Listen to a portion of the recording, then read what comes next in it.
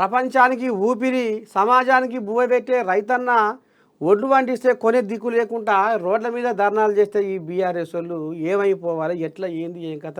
ఎండల తుక తుక తుక తుక తుక తుక తుక తుక ఉడికిర్రు ప్రయాణికులు. మళ్ళీ ఇప్పుడు ఏం సక్కన మార్పు కోరుకున్న రైతుల కళ్ళల్లో కన్నీళ్ళే. నువ్వేం చేసావా? 1500 ఎకరాలల్లా సక్కదనంగా మంచిగా ఒరేసుకుండు, వరిసేలు పెట్టుకొని తమాషగా వడ్లు అమ్ముకుండు. అట్లు దోసుకున్న పైకము, ఇక్కడ దాచుకున్న పైకము, ఇక్కడ మందిని ముంచి మంది కొబ్బర కెసరి పెట్టి ఆఖరకు వస్తర కల్లా మార్పు కోరుకున్న రైతుల కళ్ళల్లో కన్నీళ్ళే అని మాట్లాడుతున్నావు. రైతుల కళ్ళల్లో కన్నీళ్ళు మీ హయాంలో ఏరులై పారినాయి. రైతుల కళ్ళల్లో కన్నీళ్ళు ఏరులై పారినాయి. ఇది అక్షరాల సత్యం కాదా?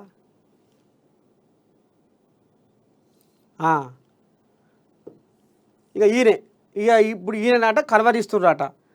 ఇప్పుడు ఆయన అంటున్నాగా కేటీ రాములు, అక్కడక్కడ మా అయ్యను కలవరిస్తుర్రు. ఇప్పుడు మా అయ్యను కలవరిస్తుర్రు. అందుకనే మరి షెడ్డో పడ్డో ఇప్పుడు ఈ బట్టగాల్చి కాంగ్రెస్ మీద వేస్తే ఇది ఆపితే 6 గ్యారెంటీల కథ అది ఇది ఇంకా కొంచెం ఎటమటం అవుతుంది.